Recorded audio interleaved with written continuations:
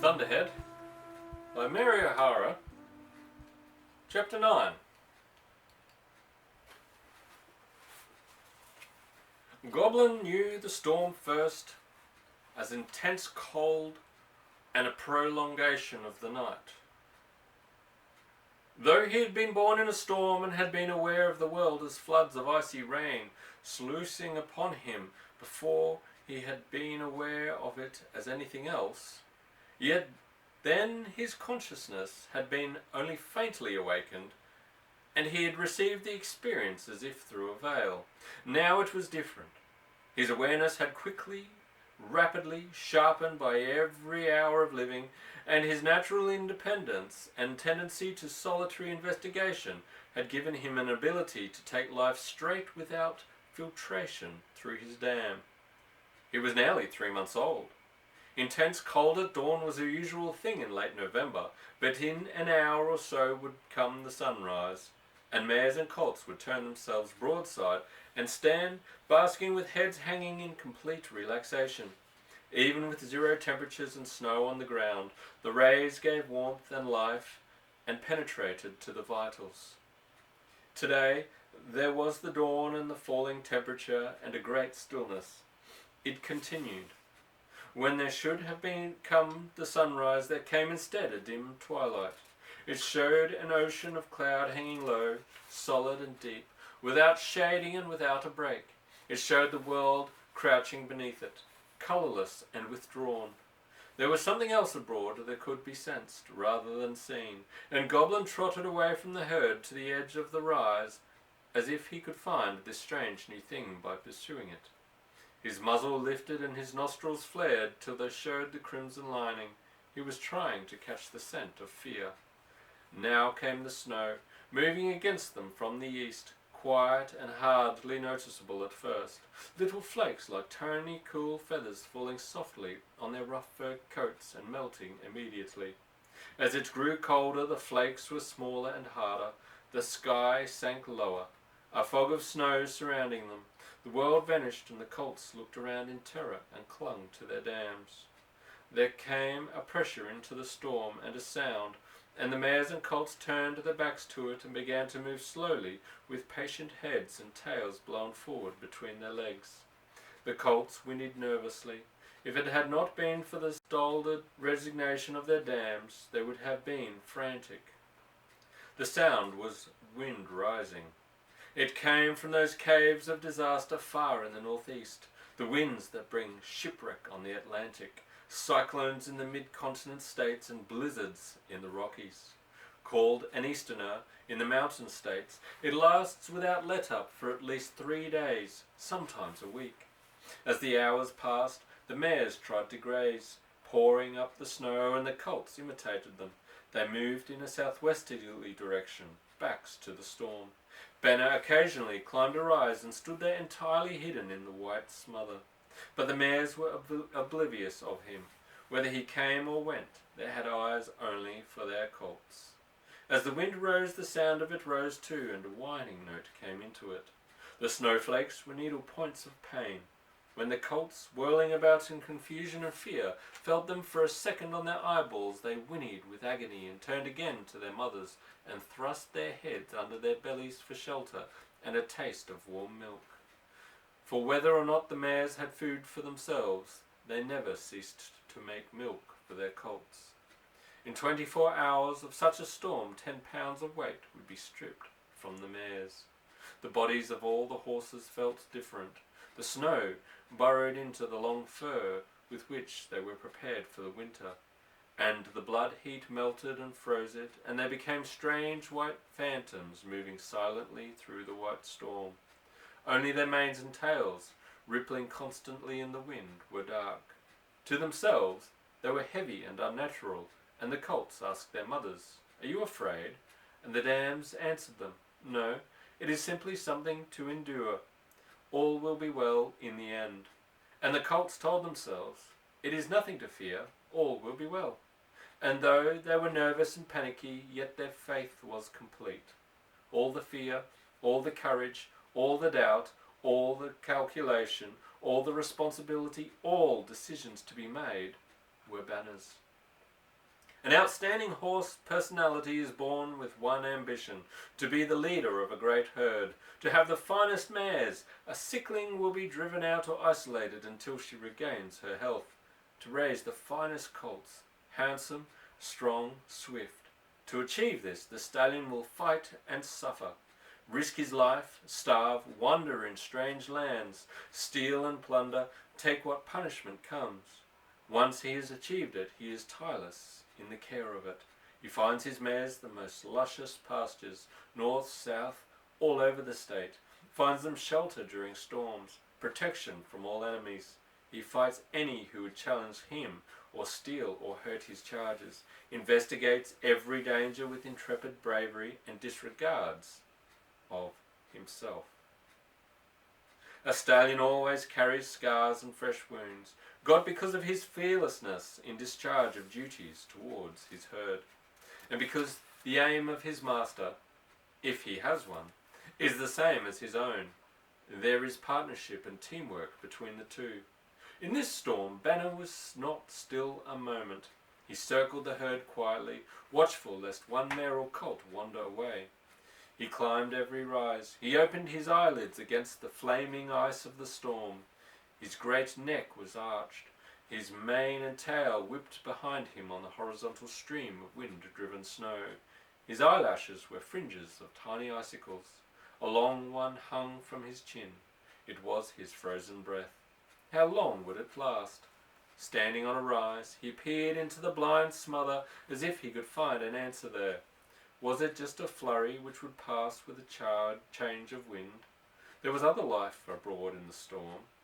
The jackrabbits were the most at home, warmly hooded in white fur, invisible until they leaped, when they shot through the air as if propelled by the kick of a mule. Banner's ears came forward suddenly, and he turned his head, straining to hear. The faint murmur of the hunting pack drifted to him through the snow.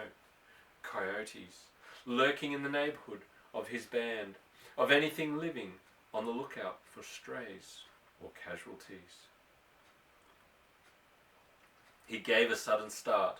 3 coyotes, galloping soundlessly with red tongues lolling out, appeared close before him, passed him, vanished. Banner turned, picked his way down the hill, and joined his mares. He took them to the waterhole. It was in an exposed place, and when they had made the turn of the hill, they had to face the storm. They balked and turned away. The stallion forced them. They obeyed reluctantly, then scented the water and drew them, and they drank their fill. While they drank, suddenly there were antelope on the other side of the pool, staring at them, bending their slim necks to the water.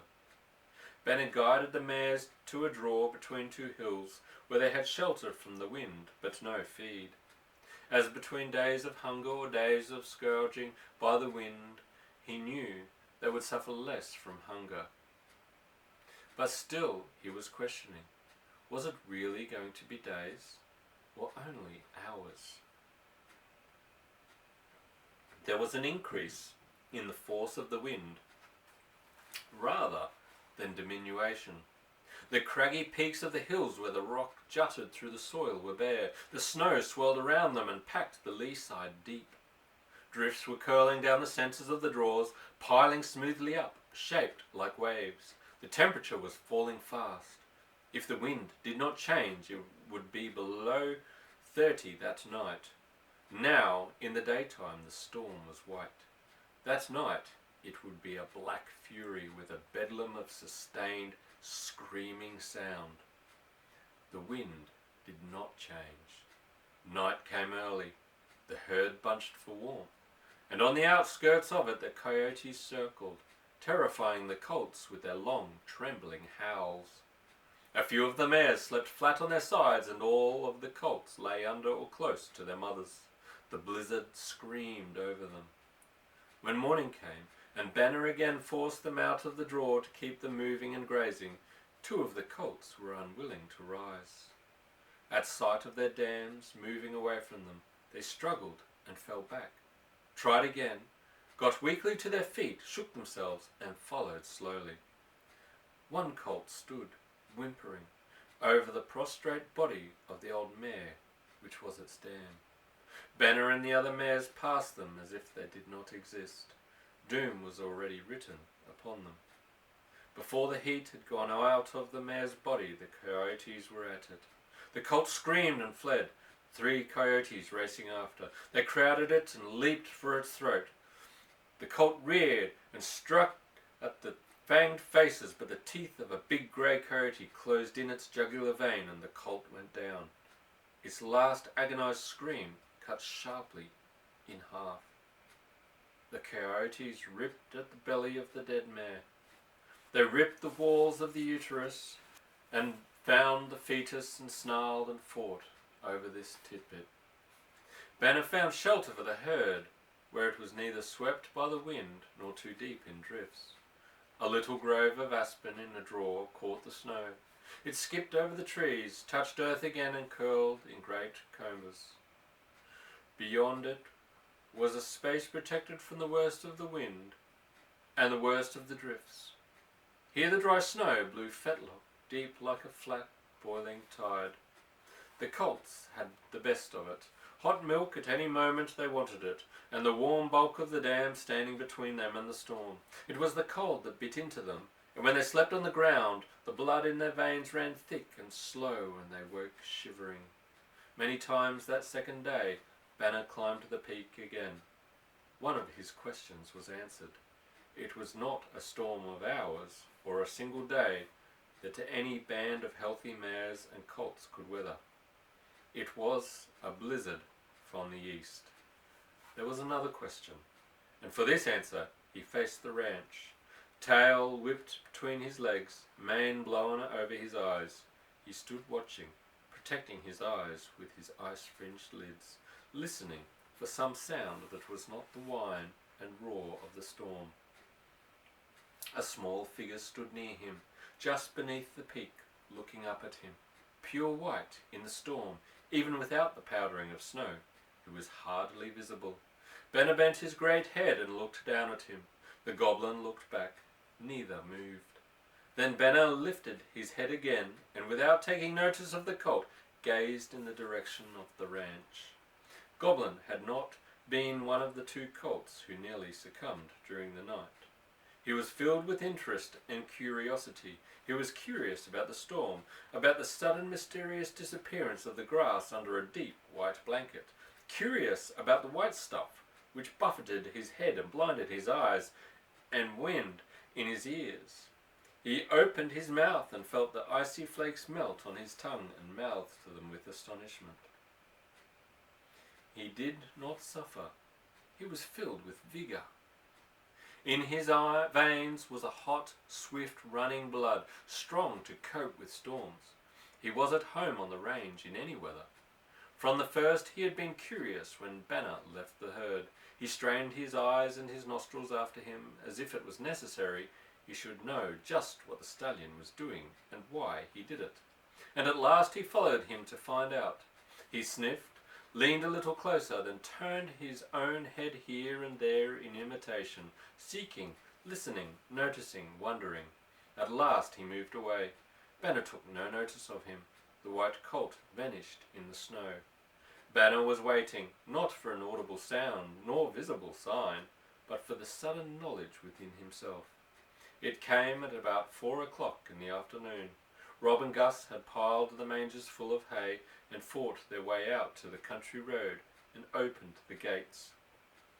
Rob had raised his face towards the saddleback and had given the long cry into the teeth of the wind. Useless, because it was snatched from his lips, even as he gave it, so that it seemed like no cry at all. Banner, bring him in. He did it because giving voice to his command brought it to a sharp point within himself. It was the close communion between the 2, man and stallion, that would acquaint Banner with the fact the gates were open, the corrals and mangers ready, and that Rob had called him to come. The white-shrouded stallion, standing on the crest, felt his own sudden decision. The time had come. He plunged down the slope towards his mares and roused them from their lethargy. They moved out of the shelter into deep snow, sluggish and stiff with the intense cold. Banner nipped and lashed. He drove a gypsy It was dry this year, and Benna's favourite and lead mare. She floundered out of the drifts that barred the way and plunged around the shoulder of the hill. The rest followed, gaining speed as they felt the stallion's driving power. They caught his determination. Besides, they knew where they were going. The colts clung close. Benna took the lead. Once they were underway, and the mares followed, they were 3 miles east of the Goosebar Gate. They ran with the storm behind them. Now and then Benna turned and circled the band, driving them from the rear, his head low, snaking along the snow, his muzzle ruffling it. The hairs of his tail and mane were erect, springing out with a separate life of their own. The mares began to warm up as their blood ran faster. Excitement spread through the herd, and they found strength to squeal and toss their heels and leap the ravines which opened suddenly under their feet. What Goblin lacked was the long, slim legs and the speed of the other colts. But when the command came to go, he galloped at Flicka's side with a fierce eagerness and zest. It was his first run with the herd. The icy air burned in his lungs, his chest expanded. Short-legged as he was, he had to labour to keep up. He did more than scrabble now. He stretched his legs and galloped mightily. A mare sideswiped him and he went down, and the herd thundered over him, one big body after the other, lifting in the air to clear him. He fought to his feet and stood. They were gone. He could neither see nor hear them, only the wind screaming about his head. He stood trembling and cried for his mother. He saw a white shape coming at him, downwind from him as she was. He couldn't smell her and hardly recognized her. Close to, he heard her voice and whinnied ecstatically in answer. They plunged forward again, following the herd. Once more he galloped as hard as he could. Suddenly a ravine opened beneath his feet. He leaped bravely. His feet went deep into the soft snow. His head went after them. He hit ground and turned a complete somersault and lay stunned, half buried. Flicka stood over him, nickering. She tried to paw the snow off him. The colt struggled, his feet kicking wildly, but he had no purchase. There was a swirling movement behind them. It was the stallion, coming at a gallop, his eyes shining like fire opals through the snow. He thrust his head into the drift, caught Goblin by the neck as a cat takes a kitten in its mouth, lifted him out, shook him, set him down, and was away again, thundering after the herd. Other business to attend to. Flicka and Goblin galloped on alone. They passed a mare standing motionless in the storm. One foreleg was lifted, the foot dangling loose, broken by a step into a badger hole. Her fine bay colt stood in the lee side of her, still finding his shelter from her crippled body. She tried to follow Flicka and Goblin, hopping on 3 legs. Then she stopped. They never saw her again. They passed through the open gates, raced down the stable pasture, and reached the corrals. The whole herd was feeding at the mangers in the barn and out at the feed racks. Those in the east corral under the lee of the cliff. Other horses had come in too. Yearlings, 2-year-olds, some older horses. Benna would not go into the stables. He never had. Rob held a bucket of oats to him in the lee of the wall, and the stallion stood before him, his sides heaving, the snow melting off him from the heat of his body, and freezing again in icicles here and there. He dipped his mouth in, taking great mouthfuls of the heat-giving grain, lifted his head to chew and look around, to look into Rob's eyes. "Did I do well? Good work, old boy." Rob talked to him. The stallion's full dark eyes looked at the man with intelligence and understanding. There was this about humans, this peace and confidence they could give. More than that, the deep, friendly murmuring voice of his master lifted his load.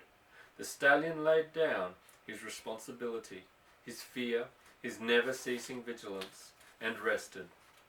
His sides expanded and collapsed in a huge sigh. Before dark, a fine bay colt came whimpering and neighing down the stable pasture without its dam. It shoved in amongst the other mares. It fed greedily at the feed boxes. Rob, looking at it, saw long bleeding gouges on haunch and shoulder. Coyotes, or perhaps timber wolves. Where was its mother? Rob moved around looking for the mare. No sign of it. He left the shelter of the feed racks and went to the fence facing out towards the saddleback, trying to pierce the white smother. The mare might be anywhere out there, dead or alive. No, not alive. Else the colt wouldn't have left her. Wolves. It was a fine bay colt, well grown and strong, 5 months old. Kept in and sheltered and fed, it would survive. Right off another mare lost. The band could stay in as long as the storm lasted. There would be a day, perhaps even before it had stopped snowing, when Rob would go to the stables and find them empty, and he would know the stallion had begun to fret for the wind and wideness of the upland, and that as soon as it was safe, he had taken the mares away. Following the blizzard, there was a ground blizzard. Though it had stopped snowing, 40 or 50 feet over the earth, the fine powdery snow was lifted and whirled and driven by the wind. Easy for life to be lost in a ground blizzard. At last the wind stopped and the air was calm and crystal clear, perfumed with so intense a freshness and clearness that it stung the lungs with tiny needles. Glorious was the sun blazing on the whiteness. Glorious the deep blue cup of the sky. The whole world glittered and shone. And on the upland, the mares moved contentedly on familiar grazing ground and told the colts, "Did we not say so? It is over." Goblin kept this knowledge in his heart, and more knowledge of his own finding. When the cold burns too deep, when there is death in the wind, take the way down the mountain. Gates are open, mangers are full of hay. There is shelter and food and kindness for all, and the screaming whiteness cannot follow you in.